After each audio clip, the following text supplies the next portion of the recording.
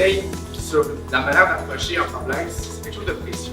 Le thème de ce soir, en fait, c'est la gestion de la croissance. Et ma question? Ma question, c'est est-ce qu'on ferait mieux de mettre en place cette boutique Art de Vivre en et s'en occuper directement nous, ou est-ce qu'on devrait utiliser un service de dropshipping et donc déléguer complètement tout ce qui est opération? C'est quoi l'approche qu'on doit avoir par rapport aux franchises, considérant qu'on doit également faire notre propre ferme alpha qui va servir de vitrine? En business, la seule constance, c'est le changement. Mais à ce moment-là, moi, mon réflexe, ce serait tout ce qui n'est pas core business, de donner ça à d'autres mondes. Parce que ton idée, je pense que c'est un beau concept. Si tu veux pouvoir l'exporter, ça prend beaucoup d'argent à développer le web, se faire connaître. Vous avez déjà beaucoup de visites.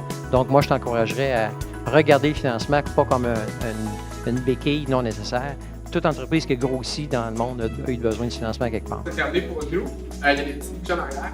On a encore le bar à volonté. Dans le fond, ce serait pas si vous allez parler avec les startups et avec les X.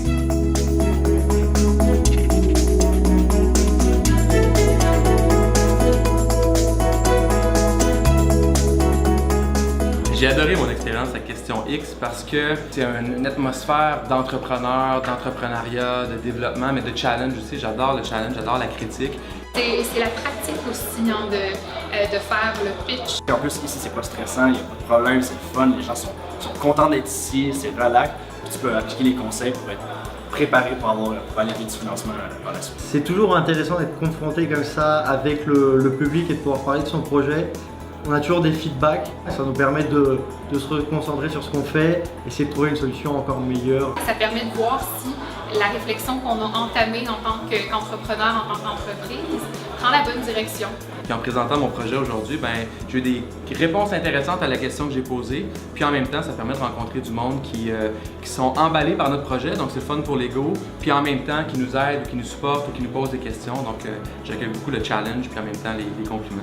Je trouve ça toujours intéressant de parler des jeunes entrepreneurs. Je suis passé par là. C'est toujours intéressant de voir que les gens ont des idées. Ce que j'aimais de cette expérience, c'est très diversifié, multi-industrie, multi-entrepreneur.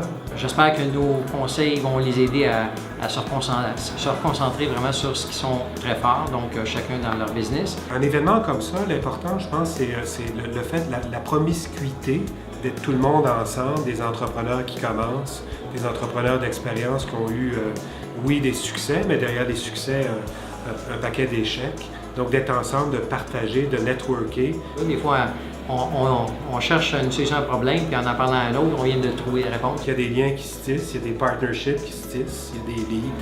Donc c'est la clé, je pense, une des clés du succès.